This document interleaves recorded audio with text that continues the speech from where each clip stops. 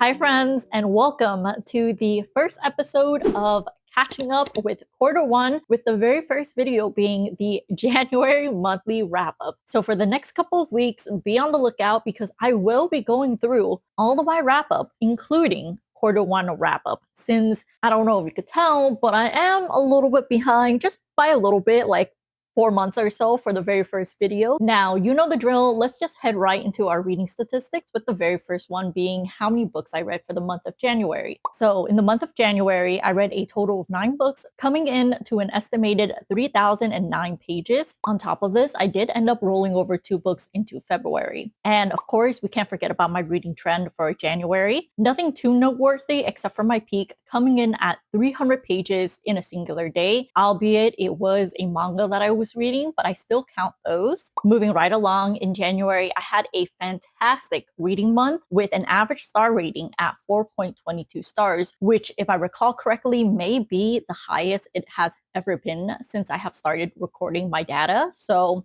a really, really great reading month, with only 1 book that was rated 3 stars. And of course, it's not my usual monthly wrap up without telling you guys how much money I saved in January. So in January, I did save a total of $89.96 through a combination of ebooks and audiobooks borrowed from the library. Now we move on to the reading breakdown, with the reading formats coming in first. And a new addition to this year is the combination format for when I read audio paired with its ebook or physical book. And for this year, I'm adding something a little bit different by showcasing you guys all the data that I collected. So feel free to pause on the screen to really see all the percentages and all the different categories. But the very first one up is my book type. There is an even distribution between ebooks, audiobooks, mangas, and manhwas, along with combination reading. And it really does seem like I am leaning towards fast-paced books. Moving on to the next piece of data I have for you all is my themes and genres, which I have split up this year, so feel free to pause on the screen to take a look at what I categorized my read for the month of January. And now let's head right into my reads for the first month of 2025. We were doing so well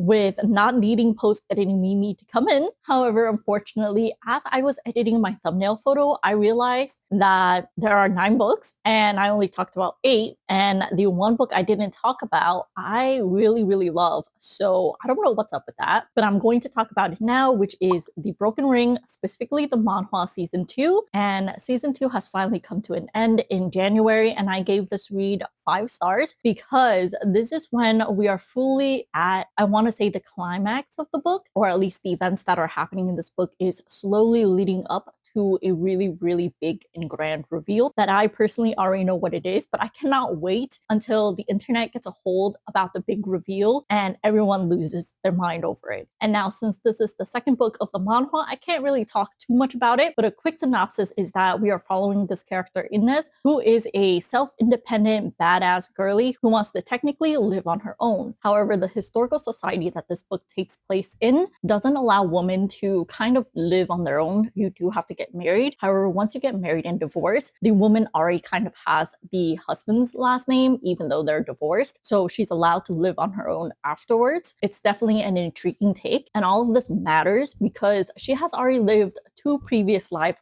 prior to this. And every single time at the moment of her death, she regresses back to a specific point in her life. And since this is technically her 3rd life, and the reason why she believes she regresses back every single time is because she believed she sinned by taking her own life in the previous timeline. And this book really has so many layers to it, and you really get to see Inez's cunningness in trying to escape this loophole, trying to live out her life so that she could finally, once and for all, just live her life and not be regressed back once again. And her tactic to that is marrying a well-known player to showcase his infidelity, get the court's approval in their divorce, and then she could just live on her own, a scotch-free life without any interference from other men. And she's kind of a queen. I do think her plans and everything is absolutely brilliant. Of course, things don't go her way. Other stuff are being revealed throughout the book. And as the story progresses, you'll see what happened in her previous timeline, along with other mysteries that will get unraveled. A fantastic read. though I wouldn't recommend it if you are new to manhwa, just simply because of all the heavy topics that are discussed. But I really do think the storytelling in this one is spectacular. And as you guys already know, I'm reading both the manhwa and the light novel adaptation, and I want it to be traditionally published in America. So fingers crossed, hopefully that'll happen in the next couple of years. And let's continue on with the video. The very first book I finished in 2025 was Anxious People by Fredrik Backman. And are you surprised that this is a 5-star read? Absolutely not. This was a phenomenal read with a whole set of different characters, and you really get to follow all the characters in this book and see all their flaws and what little actions have led them to this pretty big event that happens within the novel. This book has an element of mystery to it, all the while still exploring the biases we have as a society, the gender norms, and all of that. I really enjoyed this book because I came in this book with a set amount of expectation when I first started reading it, and as the story progressed, he really is able to once again comment on people's perception and how inaccurate those perceptions can be and how we need to let those perceptions go. Again, I really enjoyed this book. I do know, as with many of Fredrik Backman's book, that they are very character driven. So if you don't like the characters, you might not enjoy the book. But within the first couple of chapters, I was hooked. I wanted to know more, and I wanted to solve the mystery of this novel. Now, I do own it physically. I purchased it secondhand. However, I did end up listening to majority of it via audiobook, and the narrator for this audiobook, English edition, is the same narrator as the Beartown trilogy one. And I really like her narration style, so I ended up just hopping on audiobook and finishing it off. This book is really heartwarming, it's sad, and allows us to kind of reflect on the society's biases and the social commentary Fredrik Backman is trying to provide. I definitely came out of this with a different view and a different set of expectation as when I came into the book. And similar to what had happened in the second book of the Beartown trilogy, again, I realized that I do have a set of internal biases that I did not regulate and I did not check as I'm progressing through the book. And I like how he's able to nudge us towards that realization without being completely in our face about it and just blasting about it or sounding preachy. And he's able to interweave it into such a moving story. It really is a story about the people, and if you don't like the people, you won't like the book. But I found them all to be charming with a lot of flaws. So again, a highly praised book, and I highly recommend you checking out this book if you really liked Fredrik Backman's Beartown trilogy, because it's very similar, but the social commentary in this one is a little bit different than the ones in the Beartown trilogy. After wrapping up Anxious People, I did end up finishing the last book of the Beartown trilogy, The Winners. And since this is the third book, I can't really say much about it, except that it was a 5-star read, another fantastic read that is heavy on the heart, but also heartwarming. You kind of get closure for all the characters that you meet. And along with that, he brings up all the topics and discussions that were at play in the first book, and he brings it back at a much heavier force with all the events that occurred in the third book. The ending is, I want to say it's hard to wrap up because it's a small town, but I think it was satisfying enough. And I just think I couldn't get over a very particular scene in the book. So the ending to me just didn't hit as hard, but I also understand that it's part of the hope and it's part of the growth of the town. So I understand that. But I almost wish it didn't end because, again, I love the cast of characters. And if you love the characters from the Beartown trilogy, you'll love them even more in this. I didn't think that it was possible after the second book, Us Against You, for him to dive deeper into even more characters. So if you had a particular favorite character from the first or the second book and you didn't feel like that you had an important role, an impactful role, which actually, I take that back. I do believe that all the characters had an important role and an impactful role, but some of them were more front and center than others. And the ones that aren't front and center, I feel like in the third book and the second book, he really brings them out from behind the curtains. All the characters that he introduced, all of them are important characters. So it really feels like a lived in town, and these are real people, or this is a real town that you can travel to. Again, an amazing read. Highly recommend the Beartown trilogy. Honestly, the Beartown trilogy is my favorite series thus far, and I'm willing to bet it is going to be really hard to top it. Speaking of series, the next read I had was Iron Flame, and it was a 4.5-star read. This is the second book of the Empyrean series, and this was my attempt to catch up on all the books, which is really only 2 books, before the 3rd book, Honest Storms, come out at the end of January. So I'm happy to say I did accomplish that goal before the book was released. So for Iron Flame, it is the 2nd book of the Empyrean series, and I can't talk too much about it, except for it's a fantasy war college novel with dragons involved. And I think I mentioned this whenever I read Fourth Wing, but I really enjoyed this book. I really enjoyed the characters. I love the dragons. The dragons are top tier for me. And I will have to say, I take my statement back. In Iron Flame, I am vibing a lot more with the romance between our leads. However, the reason why it lost half a star, even though majority of the book was great, there was good pacing, the intensity of Iron Flame, and everything that has happened across the book, it was great. It was amazing, except for the cat fight. Why are we adding a love triangle into the mix when people are literally dying? I mean, I don't think that's a spoiler because, you know, it's a war college. They're going to war. And why do we need woman on woman violence? I don't like that in a book. I like to see women pull each other up rather than push each other down. And I felt like the love triangle romance didn't really add anything into the book. Like, I'm thinking about it, absolutely 0 things were necessary. You can cut it out and the book will function as is, and that part really annoyed me. However, it was a small enough portion and the book was so bingeable that I ultimately gave it a rating of my enjoyment. And the fact that I started liking the couple a little bit more definitely is a bonus. And if I didn't like them so much, I would have driven myself bonkers over the love triangle thing. A literal catfight, y'all. Those of you who have read Iron Flame and know the cast of characters in the Empyrean series, you know exactly what I mean by a literal catfight. The next read that was finished in January was Not Another Love Song by Julie Soto, and this was 4.5 stars. I think she's going to become a new favorite romance read for me because tell me why everything about this book just hits so hard. It worked beautifully, scratches the right itch, kind of reminds me of Ali Hazelwood's writing with her own tone and pacing of the book. And I really enjoyed the read. This is a romance read focusing on 2 musical prodigies. One of them was born into it, and the other one just has this raw, unfiltered talent. And they are both competing for first chair at an orchestra.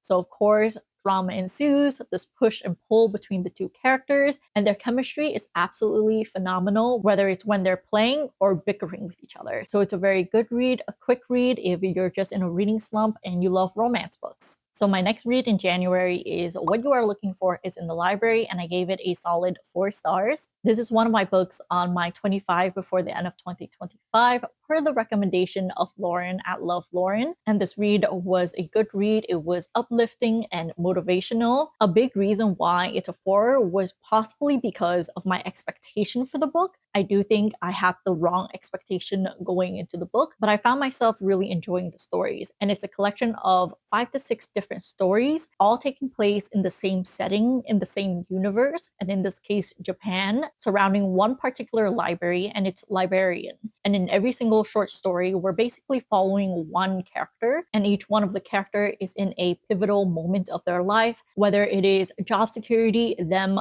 retiring, or just trying to find a job. They all somehow, one way or another, life leads them towards this library. And in this library, they meet a librarian who indirectly gives them advice, along with a little knickknack and toy to go along with it. And all of them are at this crossroad in life, and we get to see how their interaction with the library really shapes their future and what they're going to do moving forward. I thought it was a really motivational and uplifting read with a set of different characters. No matter what stage of life you're in, I think you'll be able to relate to at least one of the characters in this book. And that's a really big reason why I thoroughly enjoyed it. I love how flexible the storyline is. I really love the messaging at the end, which is along the lines of your perception is what led you here and leads you to your future. I definitely really enjoyed that as someone who's not really sure where to go in her life right now. So this book was kind of a perfect read to start off my new year with. I will say the reason why it's not a solid 5 stars for me is because I wasn't able to fully immerse myself in the book because I believe it is translated literature. Maybe because the flow of writing in Japanese is a little bit different. I found it a little bit harder to immerse myself in the read. But if you're just looking for an uplifting, hopeful message, I do think what you're looking for in the library is a perfect and fantastic read. Moving on to my next set of reads, I'm going to group it together, and it is My Dear Agent Volume 1 and Volume 2. I did separate it out into 2 separate volumes because that's how I read it, and they both received 3.5 stars from me. This is a recommendation from Lauren at Love Lauren again, and this is just something I picked up so I could have something to read as I'm going out, grocery shopping, waiting in line, and I found myself being able to binge this pretty fast. It was a really fun, quick, and fluffy manga with LGBTQ representation. It's a lot of fluff, and you're just watching these two characters interact with each other, and I thought it was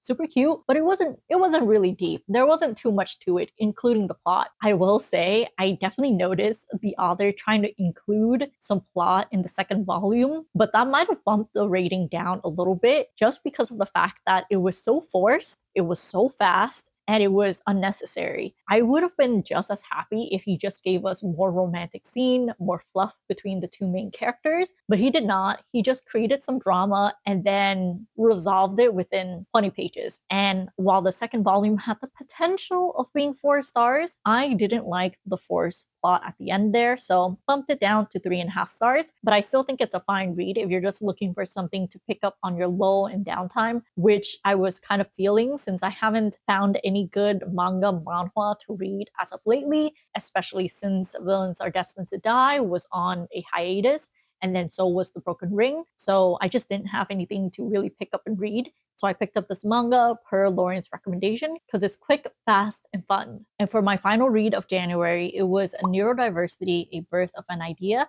And I actually buddy read this with Kat at Curious Cat, and I'm so glad I did because I needed a lot of help getting through this book. And I gave it 3 stars. However, I feel like it could have been a lot lower. I think I was kind of generous when I was rating this book. Aside from the author's problematic views, this book was really dense and slow to get through because it is an academic thesis. And quite honestly, I think you could find much better pieces of literature surrounding neurodiversity in 2025. This book feels a little bit dated. And on top of that, as I was discussing with Kat, she told me that none of the themes and topics that were being discussed in this book were any different from a newer, more easily digestible read. And she gave me a recommendation of another book to read in place of this one, since I felt like I couldn't fully grasp everything that was happening inside this thesis. And I will say it might also possibly be because I read it on a Kindle, and as a result, it's also even harder to look at the footnotes. So it was a lot of information dump. And I think with everything being revealed about this author, I think you probably don't need to read this book. I don't really recommend it if you're new to neurodiversity and you're looking for an introduction to neurodiversity, because this was not an easy read, even though it was only like 87 pages long. So that is the last book of January. And before we wrap up, I want to do a quick recap of how I'm progressing with all my reading goals for 2025, with the very first one up being my 25 books in 2025.